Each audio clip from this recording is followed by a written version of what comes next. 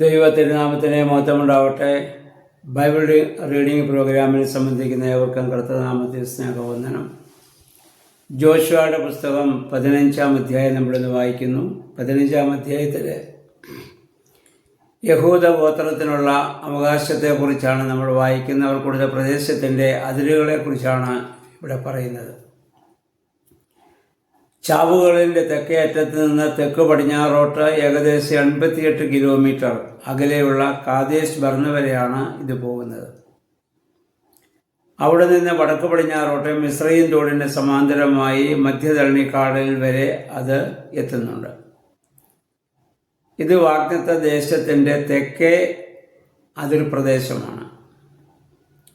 കിഴക്കേ അതിര് അതിൻ്റെ ചാവുകടലുമാണ്. ഇവിടെ നെപ്തോഹിലെ ഒരു നീരുറവയെക്കുറിച്ച് പറയുന്നുണ്ട്.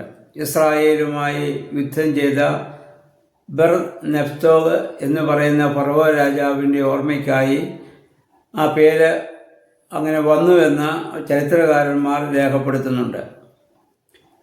പിന്നെ അതിലെ അതിരുകൾ പറയുന്നുണ്ട്. തിപ്ന എന്ന് പറയുന്നത് വാസ്തവത്തിൽ ഫെലിസ്ത്യ ദേശത്തിൻ്റെ ഒരതിരാണ്. അങ്ങനെ അവർക്കുള്ളതായ ആ ഭൂപ്രദേശത്തിൻ്റെ അതിരുകൾ നമ്മളിവിടെ വായിക്കുന്നുണ്ട്. 13 മുതൽ 19 വരെയുള്ള വാക്യങ്ങൾ കാലേബിൻ്റെ അവകാശത്തെക്കുറിച്ചാണ് പറയുന്നത്. ഇതിന് തൊട്ടുമുമ്പുള്ള അധ്യായത്തിൽ നമ്മളത് വായിച്ചതാണ്. കാലേബിന് ആ പ്രദേശം കൊടുത്തത്. അവൻ മറ്റുള്ളതായ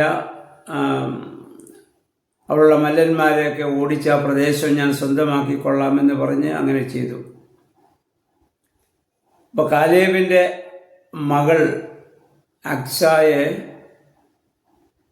ഇവിടെ ഒത്നിയേൽ എന്ന് പറയുന്ന ഒരു മനുഷ്യന് ഭാര്യയായി കൊടുക്കുന്നു. കാരണം അവൻ അനാക്യരെ ഓടിച്ചു കളഞ്ഞതിൻ്റെ പ്രതിഫലമായി കാലേബ് അവൾക്ക് കൊടുത്തതാണ്. അവൾ ഈ ഒത്നിയേലിൻ്റെ ഒരു നിർദ്ദേശപ്രകാരമായിരിക്കാം അവളുണ്ടായിരുന്ന നല്ലൊരു നീരുറവ അവിടെ അപ്പനോട് ചോദിച്ചു വാങ്ങുന്നുണ്ട്. നീരുറവ എന്ന് പറയുന്നത് ജീവൻ്റെ വലിയ പ്രതീകമാണ്. പുതിയ നിയമത്തിൽ നമ്മളെ സംബന്ധിച്ചിടത്തോളം നീരുറവ എന്ന് പറയുന്നത് ഒന്ന് ദൈവത്തിൻ്റെ വചനമാണ്, 2 കർത്താവിൻ്റെ ശരീര രക്തങ്ങളാണ്. ഭൂമിയിൽ ജീവിക്കാൻ നമുക്ക് ഭൂപ്രദേശങ്ങളുണ്ട്. എന്നാൽ നിത്യജീവൻ്റെ ജലം നമുക്കുണ്ടോ എന്ന് നമ്മൾ ചിന്തിക്കേണ്ടതാണ്. ആ നിത്യജീവൻ്റെ ജലം നമുക്ക് ലഭിക്കുന്നില്ല എങ്കിൽ ഭൂപ്രദേശം കൊണ്ട് യാതൊരു പ്രയോജനവുമില്ല. യോഹന്നാൻ്റെ സുവിശേഷം 7-ാം അധ്യായത്തിൻ്റെ 38 മുതലുള്ള വാക്യങ്ങളിൽ നമ്മുടെ കർത്താവ് യെരുശലേം ദേവാലയത്തിൻ്റെ പെരുന്നാളിൻ്റെ ഒരു വലിയ ദിവസം യെരുശലേം ദേവാലയത്തിൻ്റെ മുറ്റത്ത് നിന്ന് വിളിച്ചു പറയുന്നു, ദാഹിക്കുന്ന ഏവരുമേ എൻ്റെ അടുത്ത് വന്ന് കുടിക്കുവിൻ. എന്നിൽ വിശ്വസിക്കുന്നവൻ്റെ ഉള്ളിൽ നിന്ന് ജീവജലത്തിൻ്റെ നദി ഒഴുകുമെന്ന്. കർത്താവ് 10,000-കണക്കിന് ആളുകൾ കൂടിയിരുന്നപ്പോൾ അവിടെ നിന്ന് വിളിച്ചു പറഞ്ഞ് എല്ലാവരും എൻ്റെ അടുത്ത് വന്ന് ഇവിടെ വന്ന് കുടിക്കും. കർത്താവിന് അവിടെ മറ്റ് പാനീയങ്ങൾ കച്ചവടം ചെയ്യുന്ന രീതിയില്ലായിരുന്നല്ലോ. കർത്താവ് അരുളി ചെയ്തതായ ജലമെന്ന് പറയുന്നത് കർത്താവ് അരുളി ചെയ്യുന്നതായ ദൈവത്തിൻ്റെ വചനങ്ങളായിരുന്നു. ഒരുവൻ്റെ ദാഹം തീർക്കുവാൻ നമുക്കറിയാം 2, 3, 4 ഗ്ലാസ് വെള്ളം കുടിച്ചാൽ മതി, ദാഹം തീരും. എന്നാൽ ഒരു നദി ഒഴുകിയാൽ എത്ര പേരുടെ ദാഹം തീരും? ഒരു നദി ഒഴുകിയാൽ അത് ഒഴുകിപ്പോകുന്ന സ്ഥലത്തെ മുഴുവൻ ഭൂപ്രദേശങ്ങളും ആ വെള്ളം കുടിക്കും. പക്ഷിമൃഗാദികളും സസ്യലതാദികളും ഒക്കെ ജീവിക്കുന്നത് ആ നദിയിൽ നിന്നുള്ള വെള്ളം കുടിച്ചാണ്. അപ്പം ഒരു നദി ഒഴുകിയാൽ ഒരു ഭൂപ്രദേശം മുഴുവൻ അത് ഒഴുകുന്ന എല്ലാ സ്ഥലത്തെയും സകല ജീവജാലങ്ങളും അതുകൊണ്ട് തൃപ്തരാകും. കർത്താവ് പറഞ്ഞതിൻ്റെ അർത്ഥം ഒരുവൻ ക്രിസ്തുവിൽ നിന്ന് സംതൃപ്തനായാൽ അവനിലൂടെ മറ്റെല്ലാവരും സംതൃപ്തരാകുന്ന അനുഭവം ഉണ്ടാകും. നമ്മൾ ക്രിസ്തുവിലായിക്കഴിഞ്ഞാൽ നമ്മുടെ വാക്കുകളും നമ്മുടെ ചിന്തകളും നമ്മുടെ പ്രവൃത്തികളും അനേകർക്ക് ആശ്വാസകരവും സന്തോഷപ്രദവും ആയിത്തീരും എന്നുള്ളതാണ്.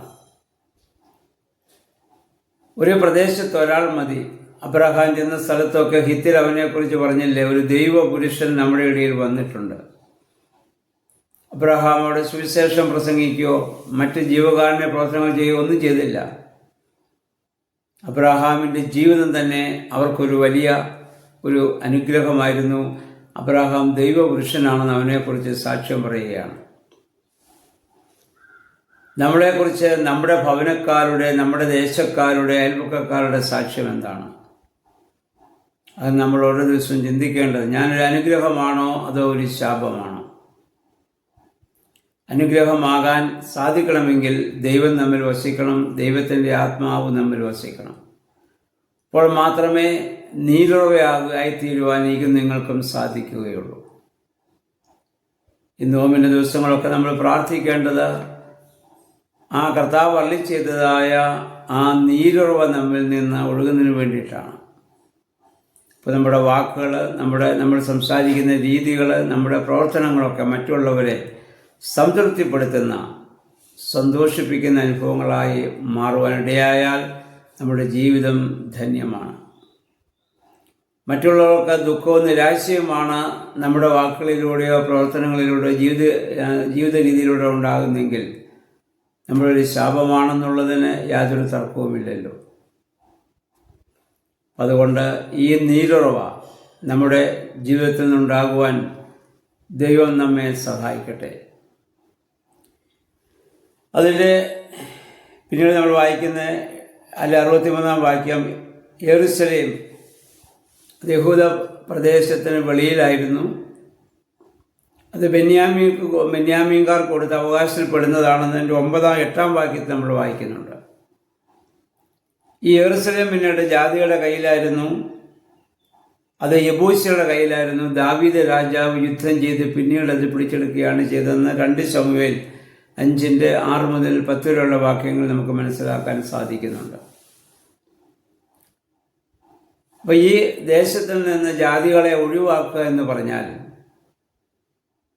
വാഗ്ദത്ത ദേശത്തിൽ നിന്ന് ജാതികളെ പൂർണ്ണമായി ഒഴിവാക്കാൻ പറഞ്ഞാൽ, പുതിയ നിയമവുമായി നമ്മൾ ചിന്തിക്കുമ്പോൾ നമ്മുടെ ഹൃദയത്തിൽ നിന്ന് കോപം, അസൂയ, വെറുപ്പ്, നിഗളം, ഇങ്ങനെയുള്ള ജഡത്തിൻ്റെതായ എല്ലാ ആഗ്രഹങ്ങളെയും ഇച്ഛകളെയും പ്രവൃത്തികളെയും നീക്കിക്കളയുക എന്നുള്ളതാണ്. അപ്പോൾ മാത്രമേ നമുക്ക് സ്വസ്ഥമായി ഇവിടെ വസിക്കുവാൻ സാധിക്കുകയുള്ളൂ. ആ രീതിയിൽ ഈ വേദഭാഗത്തെ കാണുവാനും നമ്മുടെ ജീവിതത്തെ ദൈവത്തോടുള്ള ബന്ധത്തിൽ ക്രമീകരിക്കുവാനും പരിശുദ്ധാത്മാവെ ശക്തീകരിക്കണമെന്ന് നമുക്ക് പ്രാർത്ഥിക്കാം.